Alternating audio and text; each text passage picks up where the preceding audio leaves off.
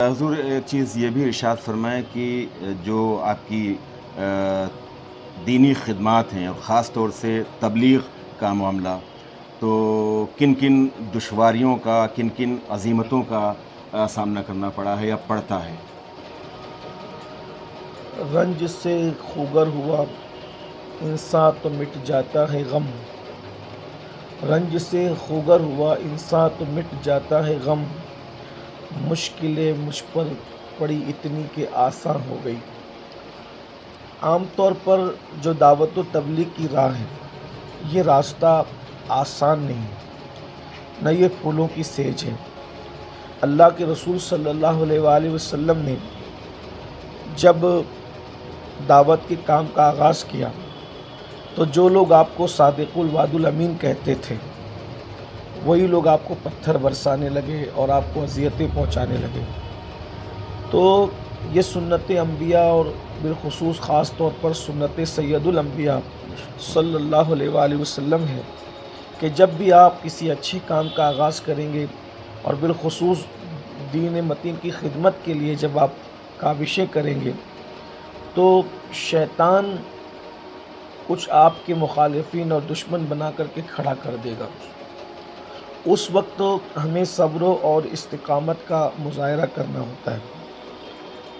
آپ نے جیسا کہ ابھی سنا کہ میں 11 سال کی عمر سے یعنی 1994 سے تنظیم سے منسلک ہو گیا، اور 13 سال کی عمر میں پہنچتے پہنچتے باضابطہ طور پر یعنی بیانات اور ذمہ داریاں اور آس پاس کے علاقوں کے دورے ہم نے شروع کیے۔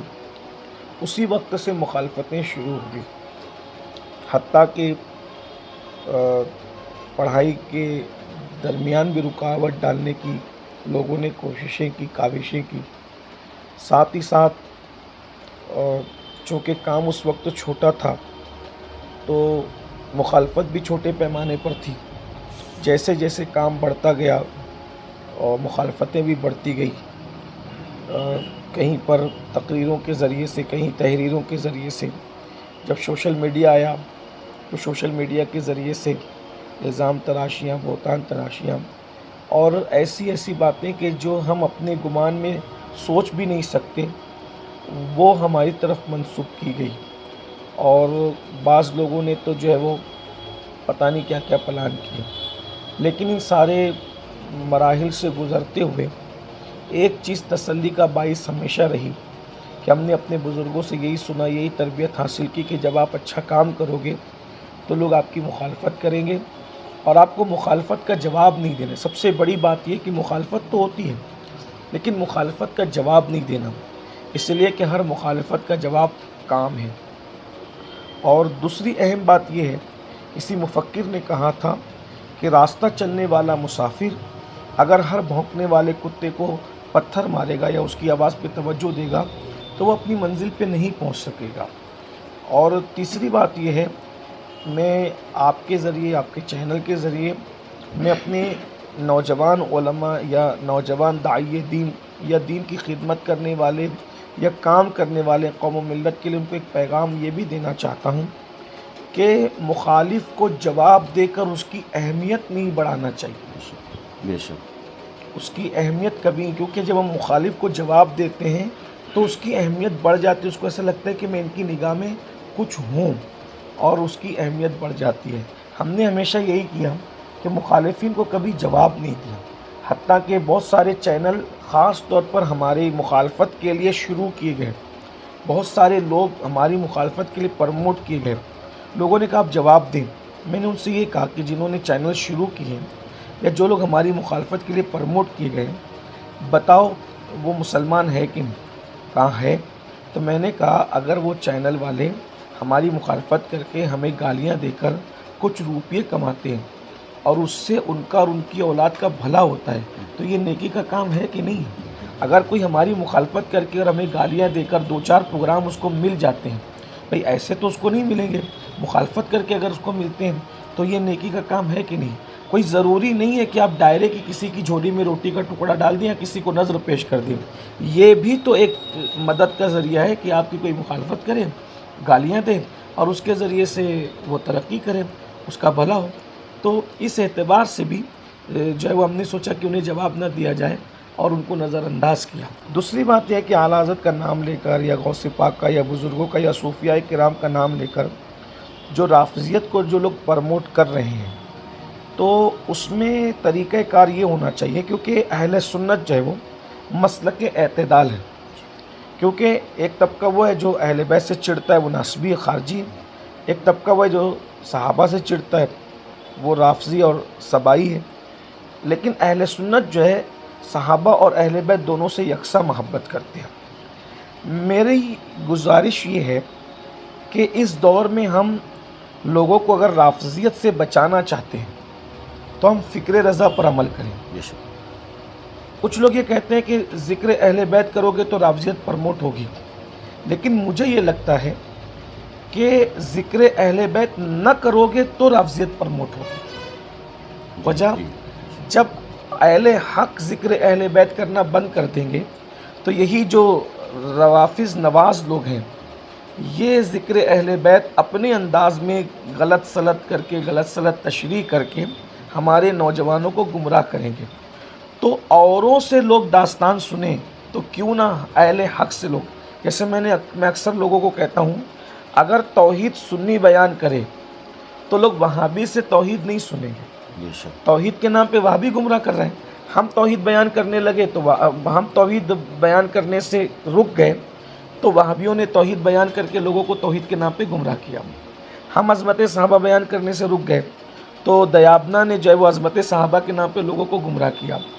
ہم ذکر اہل بیت کرنے سے رک گئے تو روافض نے ذکر اہل بیت دے کر کے گمراہ کرنا شروع کیا۔ ہم توحید بھی بیان کریں جیسا کہ بیان کرنے کا حق ہے، رسالت بھی بیان کریں جیسا بیان کرنے کا حق ہے، عظمت اصحاب بھی بیان کریں جیسا کہ بیان کرنے کا حق ہے، اور عظمت اہل بیت بھی بغیر کسی کی پرواہ کیے ہوئے کھل کر کے اہل سنت کے جو نظریات ہیں وہ پیش کریں۔ تو جب لوگ ہم سے ذکر اہل بیت سنیں گے تو پڑوسیوں سے سننے کے لیے کیوں جائیں؟ وہ جو روافض نواز لوگ ہیں ان سے سننے کیوں جائیں گے؟ جب اس لیے کہ ہمارے یہاں حقانیت ہے، کشش ہے اور ساری چیزیں ہیں۔ خود اگر ہم دیکھیں کہ ہم اس معاملے میں چلیں، سیدی اعلیٰ حضرت ہی کو آئیڈیل بنا لیں۔ امام اہل سنت رضی اللہ تعالیٰ نے رسول اللہ کے بعد سب سے زیادہ کسی کی شان میں اگر اشعار لکھے ہیں خود ادائے بخشش میں تو وہ مولا علی رضی اللہ تعالیٰ مولا کائنات ہیں۔ پھر مولا کائنات کے بعد سب سے زیادہ اشعار اگر کسی کی شان میں ملیں گے تو وہ ان کے چہیتے اور لاڈلے بیٹے حضور غوث پاک ہیں۔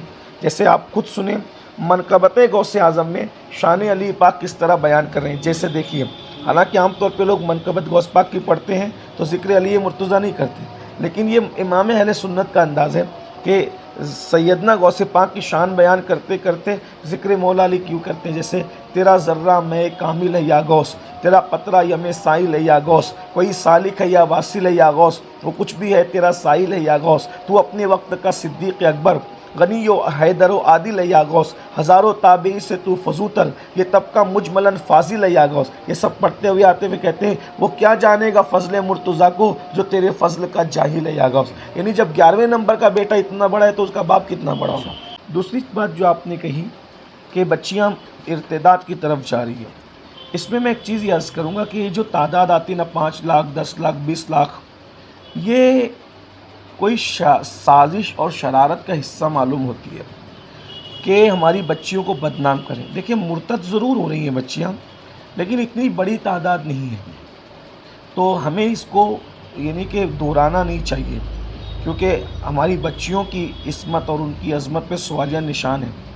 بچیاں مرتد ضرور ہو رہی ہے، اس کی چند وجوہات ہیں۔ نمبر 1، شادی کا مہنگا ہو جانا، جہیز کے بے جا مطالبات۔ اس سے ہوتا یہ ہے کہ بچیاں خوبصورت ہو کر بھی، شریف ہو کر بھی رشتے نہیں آتے، ماں باپ کو وہ تڑپتا دیکھتی ہے، سسکتا دیکھتی ہے تو کسی اور کا ہاتھ پکڑ کر چلی جاتی ہے۔ ایک وجہ یہ، تو سماج سے جہیز، شادی کی مہنگائی، اس کا خاتمہ کرنے کی ضرورت ہے، اور خاتمہ صرف تقریروں سے نہیں ہوگا، بالکل نہیں ہو سکتا۔ مسلم طبقہ خاص طور پہ نوجوان اگر ان کے دلوں میں مذہب اور مسلک سے محبت ہے، بچیوں کا ایمان بچانا چاہتے ہیں، تو یہ شروع کریں کہ ہم شادی سستی کریں گے، بغیر جہیز کی کریں گے۔ جہیز ملے گا تو بھی نہیں لینا ہے ہمیں، کہ ہمیں اس رسم بد کا خاتمہ کرنا ہے۔ ایک بات یہ ہوئی۔ ارتداد کا ایک راستہ یہ ہے شادیوں کا مہنگا ہونا، جہیز، اچھے رشتوں کا نہ آنا۔ دوسرا راستہ یہ ہے बच्चियां पढ़ रही हैं, बच्चे नहीं पढ़ रहे हैं। एक बच्ची डॉक्टर हो तो उसका निकाह जो है वो किसी मिस्त्री से तो नहीं हो सकता ना, तो उसको पढ़ा लिखा बच्चा नहीं मिलता अपने मज़हब में, तो उसको यूँ लगता है कि यार मैंने इतना पढ़ा है, मैं IPS हूँ, IAS हूँ, डॉक्टर हूँ, इंजीनियर हूँ, मैं किसी अनपढ़ के साथ तो नहीं रह सकती। तो जब उसको अपने इस मेयार का नहीं मिलता तो फिर वो किसी और तरफ तलाश करती है। हालांकि ये रास्ता गलत है, मैं उसकी तायद नहीं कर रहा हूँ, लेकिन एक सबब उसका ये भी है। तो अगर नौजवान संजीदा हैं बच्चियों के ईमान और अक़ीदे को बचाने के लिए, और हम भी, तो हमें भी अपने बच्चों को आला से आला डिग्रियां बच्चियों के साथ दिलाना चाहिए, ताकि बच्चियां पढ़ रही है तो बच्चे भी पढ़कर उनके मेयार के मुताबिक वो रिश्ते के काबिल बन सकें। तीसरी बात यह है कि गुरबत, कि हम लोग अपने पीरों का उर्स करेंगे, लाखों रुपए खर्च करेंगे, उर्स करना चाहिए, हम मना नहीं कर रहे हैं। इसी तरीके से जलसे करेंगे, लाखों रुपए खर्च करेंगे, जुलूस करेंगे, लाखों रुपए खर्च करेंगे, लेकिन जब यही कमेटी या यही सेठ साहब या यही फलां साहब इनको किसी गरीब की मदद के लिए आप कह दें तो इनके पास हज़ारों बहाने होंगे। ठीक है, तो मैं ये कहना चाहता हूँ कि उर्स कीजिए, मगर उर्स को सस्ता कीजिए, जलसे कीजिए, जलसों को सस्ता कीजिए, शादियाँ कीजिए जाए, और उस रकम को बचाकर उसकी हिफाजत करके इस नीयत के साथ कि हम अपनी कौम की बच्चियों का ईमान बचा रहे हैं, उसके लिए गरीब लोगों की मदद की जाए। और अगर ये सब नहीं कर सकते, चलें, अगर आप नहीं कर सकते तो कम से कम ये करें मुसलमान कि 2.5% जो ज़कात निकालते हैं वो ईमानदारी और दयानतदारी के साथ पूरी निकालें, और गरीब तबके को तलाश करें और उनको कैपेबल करने की कोशिश करें, क्योंकि अल्लाह के रसूल सल्लल्लाहु अलैहि वसल्लम के फरमान का मफ़हूम है कि गुरबत इंसान को कभी कभी कुफ्र की तरफ ले जाती है। तो ये सबब भी इर्तिदाद का है, और हम एक दूसरे की मदद के मूड में नहीं हैं, तो इसलिए ये फितने इर्तिदाद फैल रहा है।